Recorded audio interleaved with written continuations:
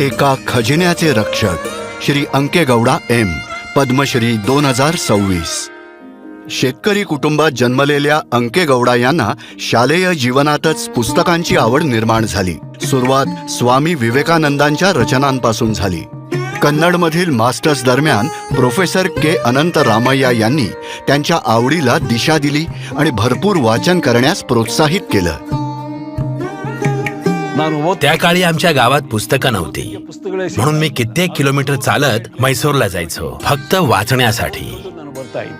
अंकेगौडा यांनी पाहिलं की इच्छा असलेले इतर विद्यार्थी सुद्धा पुस्तकांसाठी धडपडत होते. जेव्हा पोहोचणंच कठीण असेल तेव्हा ते ज्ञान लोकांपर्यंत कसं पोहोचेल. बस कंडक्टर आणि साखर कारखान्यात टाइम कीपर सारखी नोकरी करत असतानाही ते आपलं स्वप्न आकारतच राहिले.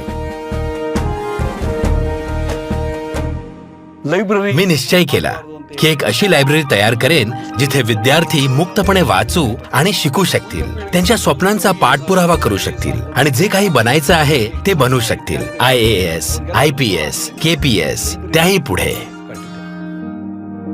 तुटपुंजा कमाईतून विकत घेतलेल्या पुस्तकांनी एक छोटी लायब्ररी बनली. मग विद्यार्थी येऊ लागले आणि हा क्रम वाढतच गेला.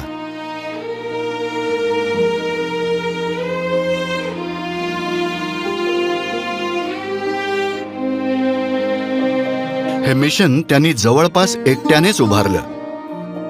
कमाई, काही मालमत्तेची विक्री आणि पत्नी, मुलगा आणि बासवण्णा यांच्या पाठिंब्यानं हे पुढे नेलं.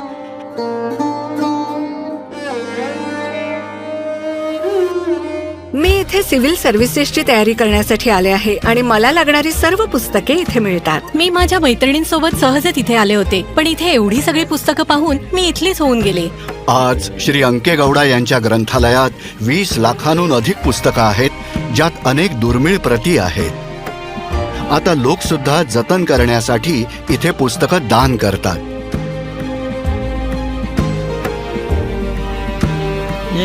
हे बनवणं कधीच ओझं वाटलं नाही. आजूबाजूला बघा, हे आनंदी आणि समाधानी चेहरे. जेव्हा माझ्याकडे अगदी कमी होतं तेव्हाही मी हजारो लोकांना काही देऊ शकत होतो. हाच एक मोठा आशीर्वाद आहे. मला वाटतं की देवाने मला याच उद्देशासाठी निवडले आहे. श्री अंकेगौडा एम, पद्मश्री 2026. कोटी कोटी नमस्कार. नमस्कार.